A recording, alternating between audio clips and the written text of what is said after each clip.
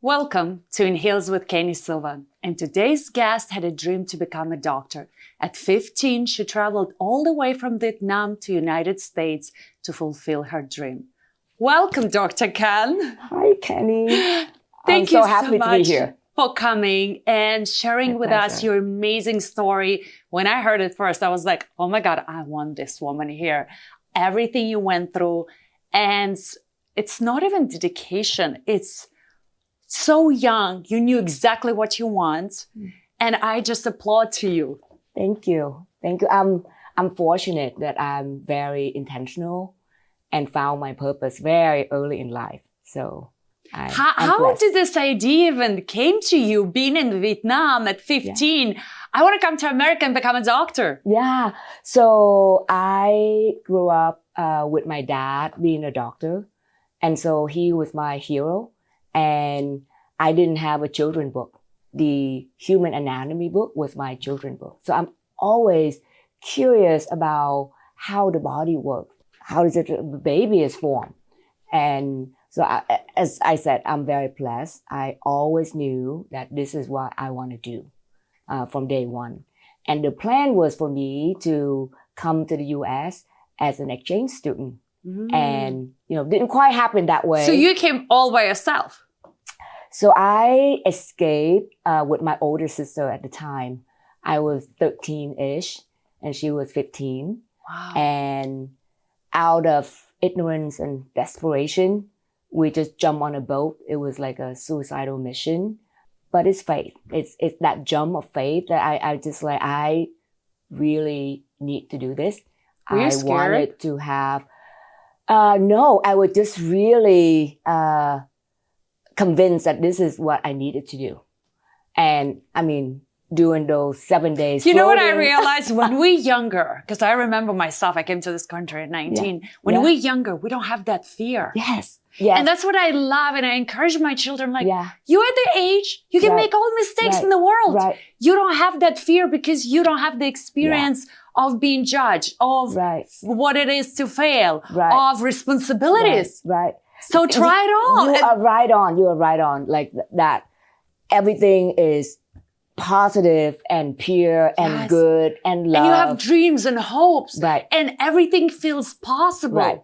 Right. And you're like, you know what? I'm going to become this. And it always happens. Right. Unfortunately, when we get older, there's something in us. We put layers on. We put layers and the fear stops us from dreaming and doing things. Right. So back to your story. So when you got to United States, how many days it took you? How long was the whole journey?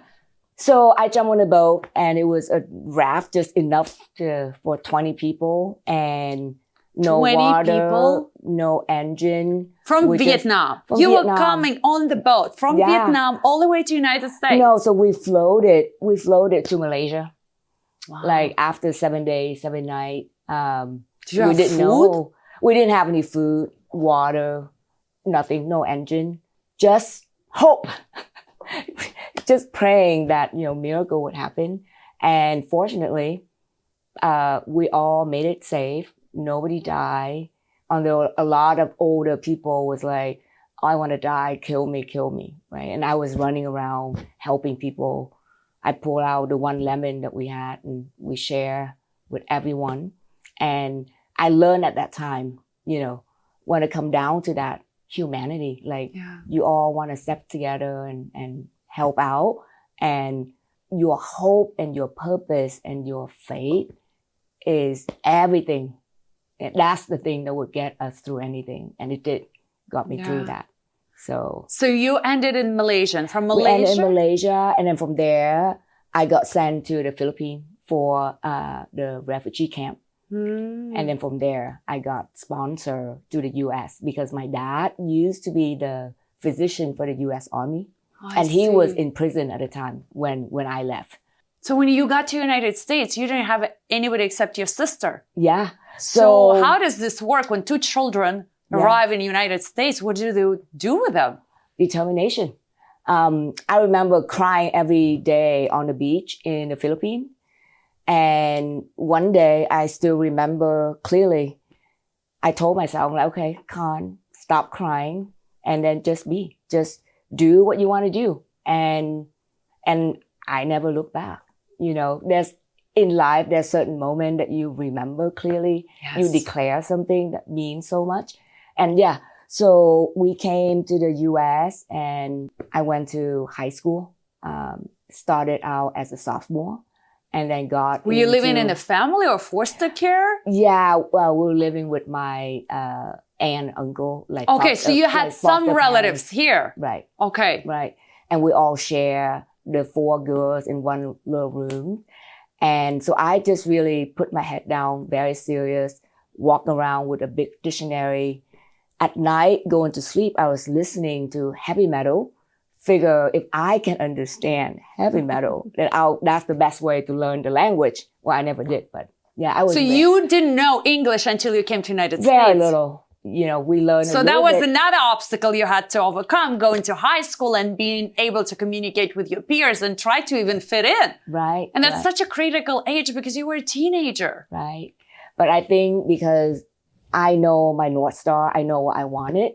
Yes. So that was the guiding. That was a guiding light for you because you had a purpose and you knew where you wanted to be. And that's the best way because nothing will stop you. Right. And it gave you probably so much, internal strength to get through things just to achieve something. And you did. Right. And by risking everything, risking my life to have that chance, then you really appreciate everything. Yes. You know? So I think to me, a lot of unexpected crises happen, but because of that, I'm really strong and I'm resilient and moving forward. I'm like, bring it on, right? Exactly. Anything happen. Because you learn how to walk through storms. Right. So you're ready just to, slide it through it and nothing. And that's what I think in life, instead of always saying, why it happened to me. You look at it as like, okay, just another lesson I have to get through to get to my higher purpose. Right. And it's okay to have fear, but just act despite of fear and just face it. And that's, that's my whole life. Do you have any advice for people who are going through something, how to overcome that fear? Yeah, I think the most important thing is really take the time to know your why. Like, who are you? What do you want? And you have to find the thing that make you want to jump out of bed. And that's your why, right? And I think I'm lucky I found that very early on. And that kept me, through everything, learning how to fit in with all the high school kids. I joined a swim team so that I can really know how the American kids actually do and talk instead of hanging out with all my Vietnamese friends at lunch. So everything is very intentional to get me to where I wanted to be. So I feel like these days, the teenagers especially struggle to know what they want and why. Yeah. Yeah. And, I have 2 sons and we have the same conversation. And my son, they told me, they're like, Mom, we're very blessed, but I really have no pressure. So it's harder. And I told him, I understand, but everyone should spend the time to find what you want. And if it's, you try something, give it your best. If it's not the thing, at least that's not for you. And then that's a lesson. And then you keep on looking. Everyone has different paths. And just because I found right away, somebody else can have a second or third career, which I did. So, just always stay curious, be open and flexible, and just be willing to be flexible and find your truth, find your purpose, find your passion until you get it. And I think that's the only way in life for me. When you get to that, then you can navigate through anything. Yes. And, you know, I always tell my daughter, because her first passion was music, and she's an amazing writer and musician. And then now she studies psychology, and she's like, Mom, I really like that. I really want to be a psychologist. And I said, Alexis, you can be anything you want. You can be many things. Right. You know, unfortunately, I feel like back then, you know, generations are like, okay, you have to be a doctor, a lawyer, an engineer. It's only one thing and that's your path.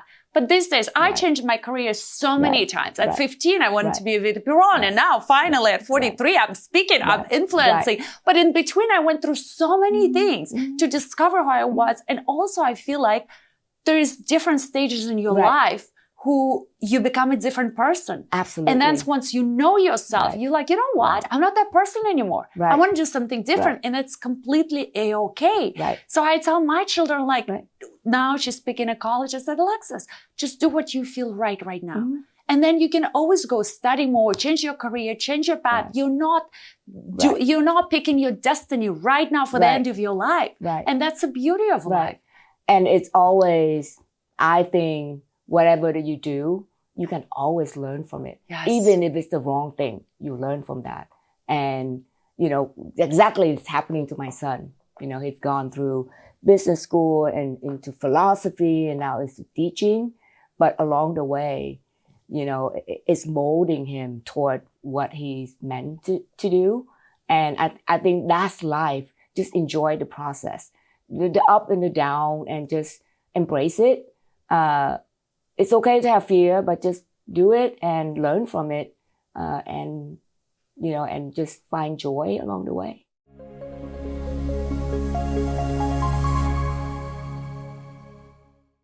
I see especially a lot of women after divorce, since it's a big topic for me because I wrote a book.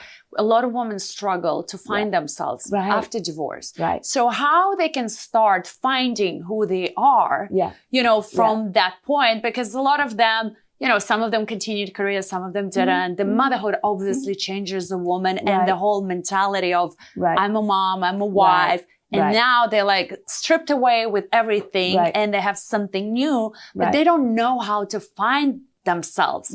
Because the memory is also for them is somebody who they were before the marriage. And a lot of times it's also a big disconnect. And that's what I found myself like, well, I'm not anymore who I was in my 20s. I don't want to associate myself just being a mom and a wife. I had to find myself. And it took me quite some time to discover by trying things, by asking myself, what do you want to do?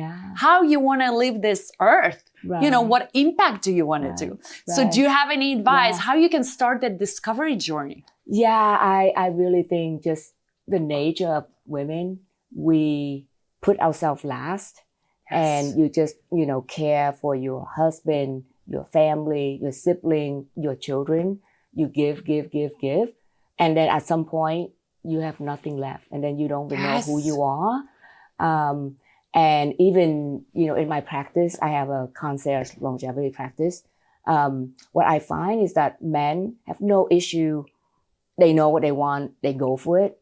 Women, they feel guilty.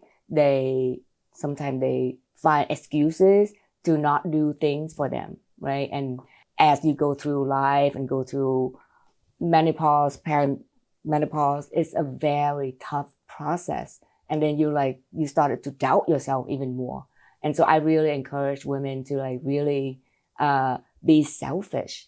You have to be selfish in order to give more, in order to be a better mom, a better worker, a better friend. And actually, that's the exact thing that I learned to tell myself to embrace more, to, you know, have a voice and to ask, how am I feeling? Is my cup full? Am I tired? Am I happy? Do I feel enough? Am I enough? I think all of that question are just really important to listen. And I'm going through the same. I truly believe that we should continue to learn and to be a better version today, tomorrow than yesterday. Do you think it's also because I feel like this society puts so much pressure on women in terms of we basically have, okay, you have to be a wife, you have to be a mom. We have all these biological clocks that they put, on us. This is your birth biological clock. This is your like premenopause, menopause. It's like, I feel like we have so many expiration dates to the point that we ourselves start believing that we only have so much shelf life. Right. And after that, we're useless. Right. And, even when it comes to the biological things that's happening in our body, you can accept, okay, that's part of being old. I don't look so good. I don't feel so good. I have aches and pain. I'm going to embrace it. Fine. Or you can say, no, wait a minute. I want to look and feel as good as I can. And I will decide what I should look like or act or do. I think we have to really ask ourselves, and not for anyone. It's just like for us. For us. And I 100% agree, because if you look at men, they don't have an age that somebody is expecting something from them. Right. And for women, I feel like a lot of excuses if they don't look good or don't feel good. Well, it's because I'm, so many years old. Right. And by the way, we've been talking about biological clock. I went recently a year ago to check my ovaries because I'm like, you know what? Why when I freeze the eggs? I like that ability to have, if I decide in my 50s, 60s to have a child, I want to have that option. Yeah, right. And my ovaries were not my age. They were much younger. So whoever says women have biological clock, it's all in your mind. Right. I believe the age is just a number. And I even did the scan for all the organs. I'm much, much younger. I'm obviously where my mind is at. And I believe that your mind can create the body. Right. And of course, you have to help your body, but you can be internally any age you want.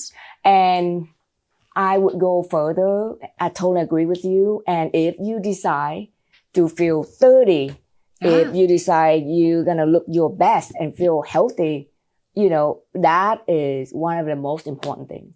Then your body would just act accordingly, right? And then every decision that we do subconsciously will lead us to that. And then there's a real thing, the placebo effect, right? Yes. It's real. And if you want to feel sick and old and tired, eventually you'll be that. Or if I'm walking around, I don't know, I'm thinking I'm still in my mid-30s. That's kind of like my best age.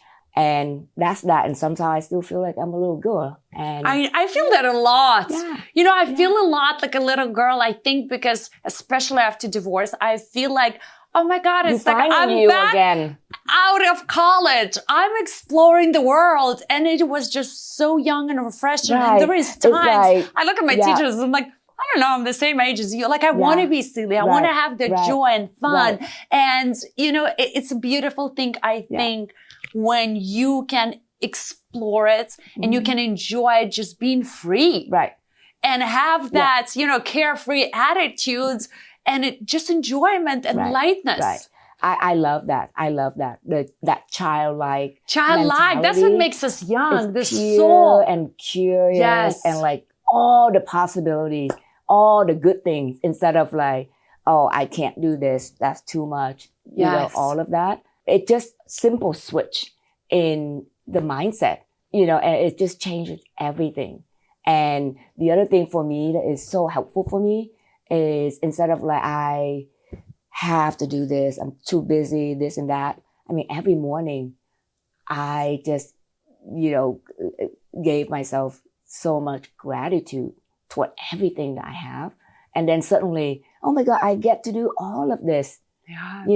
And sometimes I forget with the long days, with the struggles, but, just to be reminded, and then you get recharged, you get your purpose again, and do everything from that space. It's just a lot easier. It's a lot more fun. Yeah. And then people around me, they like me better. Right? But even I sometimes, we all have good and bad days. Right. And on the bad days, I'm like, but remember, even now, when you feel like it's a bad day, that was your dream a couple of years ago, to be here. Right. And I was like, wow, it's not that bad after all. Exactly. Because I'm doing a coaching program with Dan Sullivan, and he's talking about the gap in the gain. And that's exactly that. like sometimes we measure up to that final destination and feel like it's so far away and get discouraged. But when you look back, you're like, oh, wow, good job. You've gone a long way. You know what? I started doing it a lot because I think especially for me, because I'm such a big, I don't want to say a manifestor. I'm just really working hard towards my goals and I achieve them. Yeah. And a lot of times in this chase of doing things, you actually forget to be present and say to yourself, you know what? You're doing such a good job. Right. So what I do once in a while, especially at the end of the year and like 3 times a year, I write everything I achieved in the past year. Yeah. And that's where, when I see where I am now at, I'm like, it gives me motivation to do more. Because sometimes, you know, in an everyday things, you like, it's the routine, it's like building and building and you get discouraged. But then when I look back, I'm like, wow, I did all this. And that's the most beautiful thing. And that's how I'm like, okay, let's set next set of goals. And that's why they always also say, make your goals so unreachable. So, because once you reach that and you feel, and I always tell everybody, and don't make your happiness, you know, be on achieving that goal. You have to be happy every day by enjoying the journey. Because if you feel like when you reach that goal, you're going to be happy, then you're never going to be happy because that moment is going to be probably 30 seconds of like, oh my God. And then you're going to be disappointed. And then you move to the next thing. Yes. So enjoy the journey. Yeah. That's the most beautiful thing, actually. So every day now I'm like, you know what? I'm enjoying the journey because I know that moment is going to be seconds. And then I'm going to be like, okay, what's next? Yeah.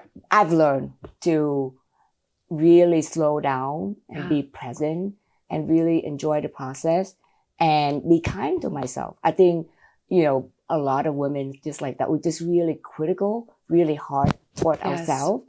And if I say the things a lot of time I say to myself, to my friends, I wouldn't have any friends, right? And now I ask my close circles, you know, my friends, call me out when I'm unkind to myself, when I'm like putting myself down. It's not cool. It's not good. Stop it. I like that. Yeah. And oh my God, I love this idea. Because it just happened so much, but then I catch myself and I change the language.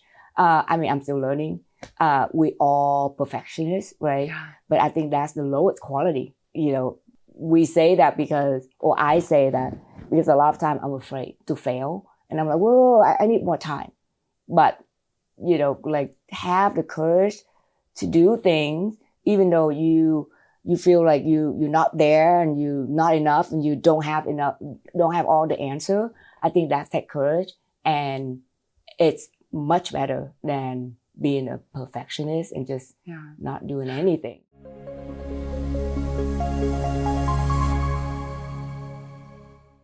Actually, something you just said like struck me. Like you just said, you're afraid to fail, which I would never think. I mean, you're against so many things. How is this even possible that you're afraid to fail? My whole life. You already succeeded in my eyes. No matter what you're going to do after this is a success story. My whole life, like you know, I have fears. We all do, of not enough, of failure. What if I don't, you know, achieve this and that? But I think the key is, and do it anyway. Do it the best you can and learn from it if you make mistake. And I keep on telling myself that. And I think I'm working toward being even more my authentic self, my childlike self, to have no fear, just to be optimistic, to act out of love instead of like, I'm going to show you, I'm going to impress you. And that has gotten me to be very successful. But now I want to step up and be even more powerful and just do things because that's my purpose. Do things out of love instead of proving to anyone, you know, because I'm done doing that. It did help me to, you know, achieve a lot, but I'm committed to, you know, go to the next level. And I'm very excited. Every day I'm just learning and embracing and, you know, learn to love myself more. Yeah. There's also something you said before we started filming. It took you 30 years to start sharing your story. Yeah. Why did it take you so long? Yeah, you know, when just years ago, one morning, Well, I used to be like a little princess. And then I woke up that morning, the tank was like down the street in front of my house. My dad was taken away. The house was taken away. Everything was like upside down. And that moment, I decided, I'm like, okay, fun time, game's over. I'm going to step up. I'm going to be an adult, right? And I did, because I wanted to help my mom. I became a mom at a very early age to my 4 younger siblings, and kind of put on the armor, stay really tough, be brave. And because of that, I shoved down all the feeling, all the fears, and all the things that I've gone through. I just didn't want to relive it. It was just too scary, too painful, too difficult to face.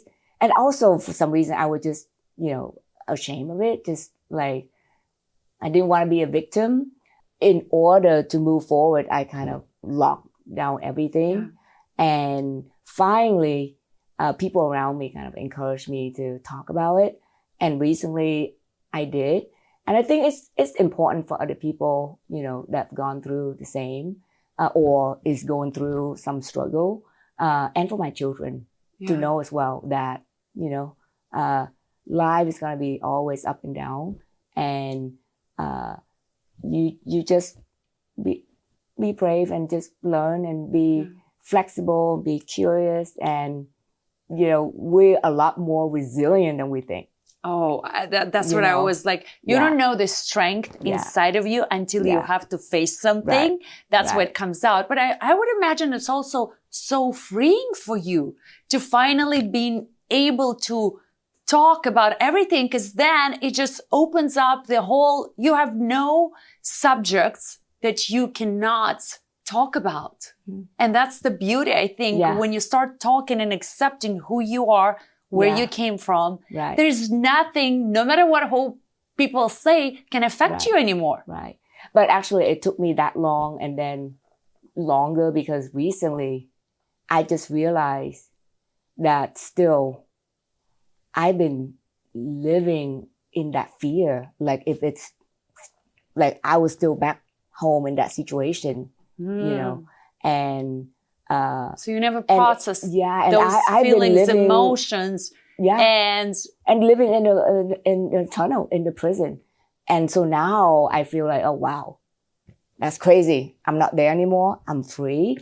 It's powerful to go within, to really address everything, including the fear, the shame, or I'm not the hurts, the pain you went through. Right.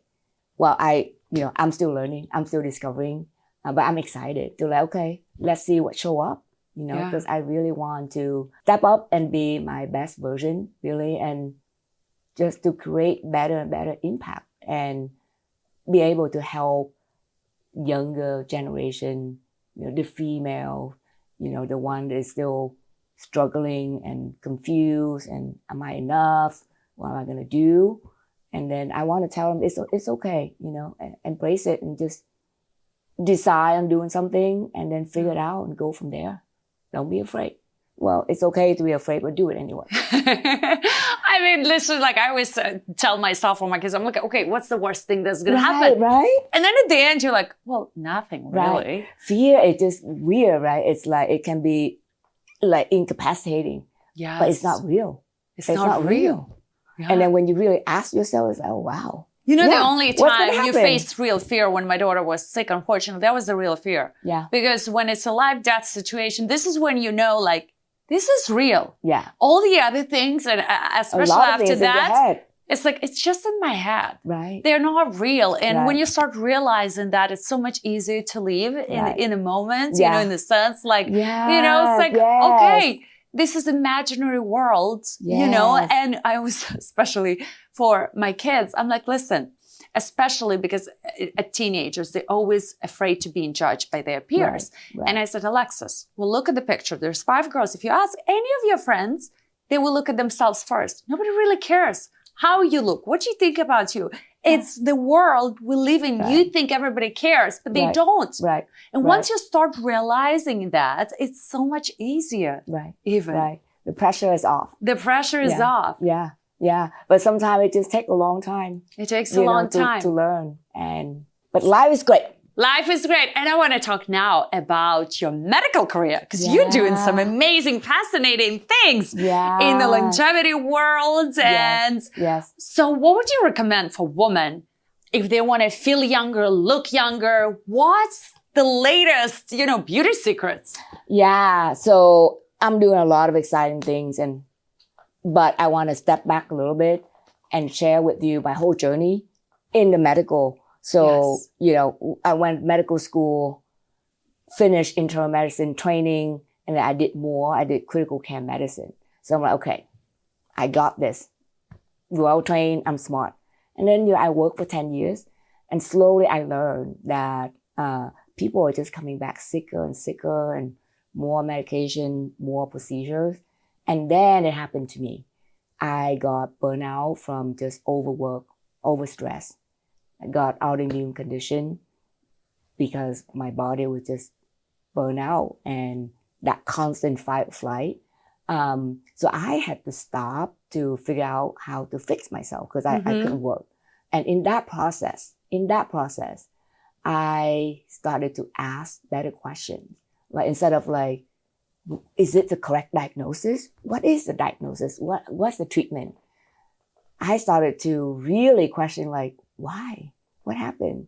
Why did my body started to attack against, my own organ?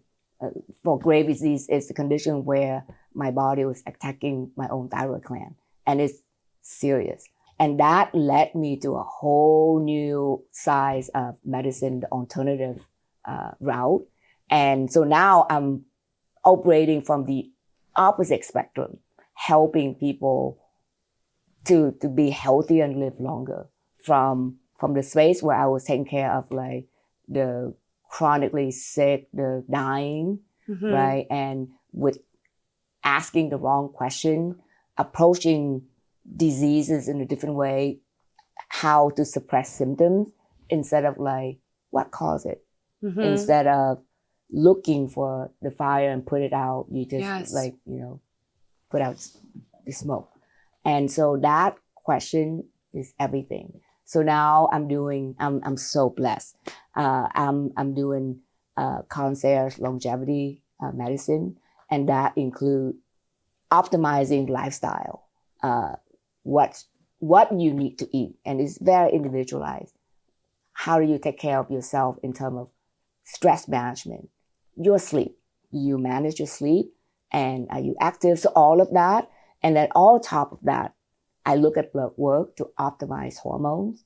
And then peptide therapy is just magical when you combine everything with lifestyle being the foundation. It's very important. But then after that, anything that you add on top, it's just creating amazing result.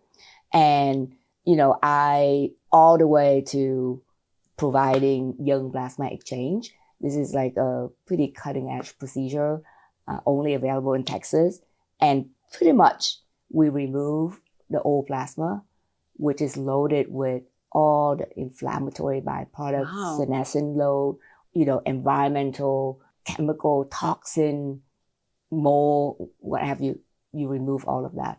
And then we have the option of putting in young plasma with all the signal for the body to act young again. So the knowledge is more and more. This is incredible. Yeah.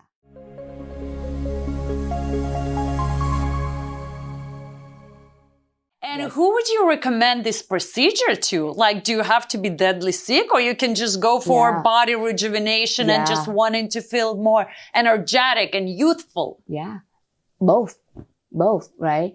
Because there's this programmed age-related suppression of a lot of genes that we use to express when we're younger. And so by removing the old plasma, you remove that and all the junk that go with that, right? So it's kind of like an oil change. And then the next step above that is the option to use young plasma, which is loaded in exosomes, in mitochondria, and other growth hormones and proteins, and they all act together to tell the body, literally, hey, express all these genes that you used to when you're younger, act young again. And so it's kind of like a systemic signaling for your brain, your lung, your skin to be better. And then we can use the same product, stem cells, young plasma exosome, to naturally reverse the age of your skin, the joint. And another favorite topic of mine is sexual rejuvenation, because I think healthy sexual health is really important for health, but also as a man and woman to gain the confidence and to be healthier, So I really believe that the body. And how you do that? You do it through injections, like, or IV, so or how does that work? A combination of everything. And, we microneedle, we inject, and I combine with laser energy type, red light, and then biologic. And it's really fun because I think if you look at yourself in the mirror, doesn't matter what you look. If you love what you look, amazing. But if you don't, that will make your life shorter, because if you don't like yourself, right? It's really important. And so I do everything, possible to make me very healthy, but looking good is really important to me too. And it's, everyone have that option. Like if people tell me, hey, I want to embrace the aging process, I'm okay with that, because everyone should have. Yes, especially these days when we're like, in the new generation when everything is so possible. We have car driving ourselves. So why can't we get to that level where we can, reverse the look of the age? Right. And we're able to reverse biological age. So I look at, doing things, focus at the things that would move the needle the best. Yes. Otherwise, you feel so overwhelmed with so many things, right? So many supplements and products. Yes, it's too many right now. And everybody's like, do this, do that. And then you're like, oh my God, like I feel like my whole, it's like if you look at everything, you are like on the schedule of taking this, taking that medicine, taking this vitamin, and it becomes overwhelming. And then I'm thinking about my gut. I'm like, wait, can you digest even all those things? Like, are you suffering? Right. So exactly. Again, I do think, okay, what's important? And it's very simple. Like think of the things that you spend a lot of time in your life doing. Make that healthy. Sleep. It's free, but it's so important. Yes. Especially for children, especially for kids, right? And so if you can work on that, that is much more important than searching for all the latest supplement. Yes. If you I don't agree. Sleep well, if you don't sleep well, it doesn't matter how many injections you put on, you still look tired. Right. And you're mentally tired, and you're physically tired, and you look tired. Right. It's like those days when I don't get enough sleep, I was like, oh my God, nothing will help you. There's no makeup artist. Right. So I focus on the important things. Yes. And then everything else. So first you have to check your lifestyle. Right. Lifestyle sleep is essential, right? And then just like eat real food. Okay. Avoid processed food. Yes. Limit seed oil. Sugar is like now and then. It's optional. So that is very important. And then know how to manage stress. It's huge. I feel like stress is the biggest killer of everything. Right. And if you're so stressed over, am I missing out? Am I doing it right? All of that, you're missing the big picture, right? So have a perspective. How can you calm the stress though? Do you meditate? Do you put breathing exercises? Because everybody is also like all these different options. I mean, I try it all. And what I realized for me that works, I'm not good at meditating, but walking for me is a walking meditation. I'm good at that. I'm good at breathing. That helps me down, and putting certain music that had certain vibrations that calm my mind. But the biggest thing I learned, I started compartmentalized if I don't have to think about it today, I literally, right, I'm going to think about it on Friday. Right. And I clear out my mind from all the tasks that I have in my life. Right, right. So exactly that. I really think that there's no one thing for everyone. You know, you just pick what works for you and what you like going for a walk. Or, you know, for me, I love the cold plunge. You know, in the morning, boom. I just read actually yesterday that if you're in a stress, if you just get yourself into the cold plunge or just take the ice and put it in the back of your, that resets your whole body and everything. Right. And, you know, I love yoga. That 1 hour, you can't help but just focus on your breathing, your posture, you know. So everyone's different, but just be intentional and be mindful. And, I mean, there's a place for a supplement, but don't feel overwhelmed and rely on somebody like myself with some knowledge to guide you through. You know, with supplement, there's so many, and it's very important to know what you're doing. More is not always better. You don't have to take everything all the time. As a matter of fact, that's the wrong way. So knowing why and when to take things. And then I mentioned like knowing the important things to work on, sleep, food, the air that you breathe, you know, have air filter at home, the healthy mattress, the water is big, right? So those. And then in terms of biometrics, I'm big on, you need to know your muscle mass, measure that and improve it and make sure that you don't keep on losing muscle. Wait, how do you measure that? Is this an app? We have a device. It's kind of like a fancy you scale. Guys have a device that, Yeah, all my patients, we track that. Why? Because it's important. Because that's the organ of longevity, as Dr. Gabriella Lyon mentioned, right? And then VO2 max. That is another test that we do because I really believe in that. So our patient, we measure that at least once a year. The higher that number, the longer you're going to live. And how do you improve that? High intensity workout. And that's what I hear lately. You have to really start pushing weights and, building your mass because with age, that's what's lacking. I was like, okay. Right. Because actually that is almost free and it's not that fancy or new, but it's really, really important. It just turned on so many pathways toward longevity. And why is that? Yeah. I think that's nature. Yes.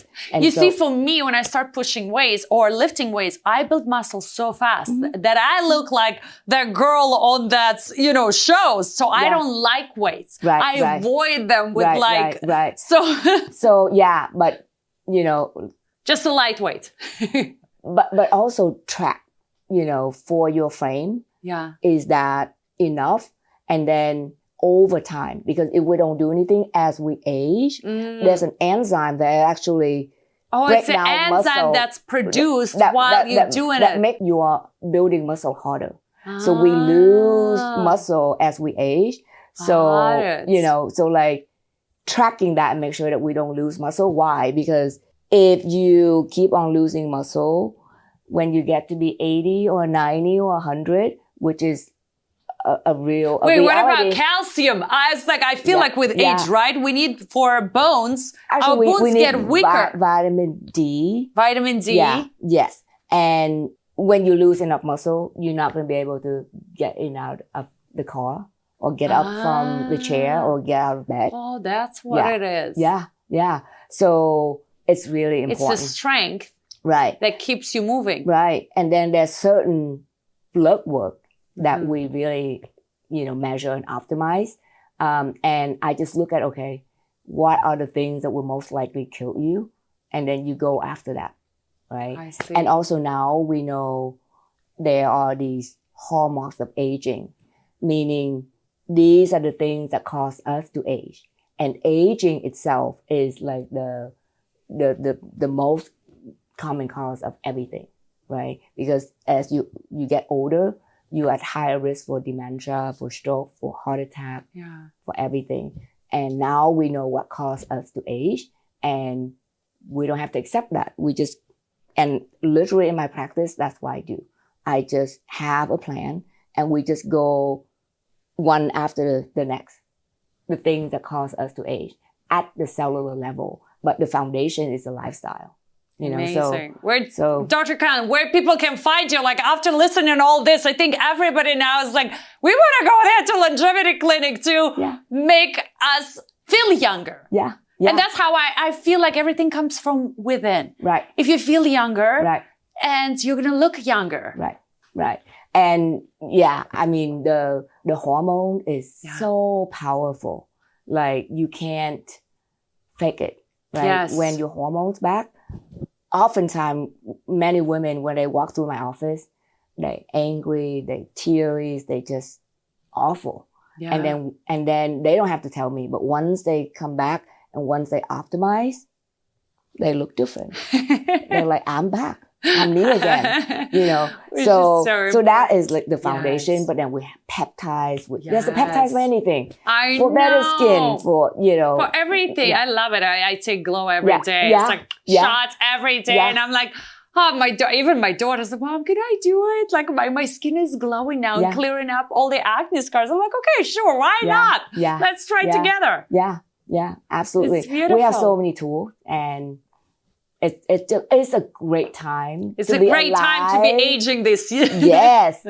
I'm so blessed. Like, you know, now I'm like a kid in the candy store. Yes. You know, I'm just like with all that knowledge and experience, and now we can just feel good, feel young, look great. It's a beautiful thing. Right. So that's my why. That's my purpose. Like I want to keep learning and be available to bring to my patient like anything that is available, that is sound and safe. Why not, right? And just the beginning, the next 4, 5, 10 years, who knows? And you know, everything is just happening so fast. Beautiful purpose.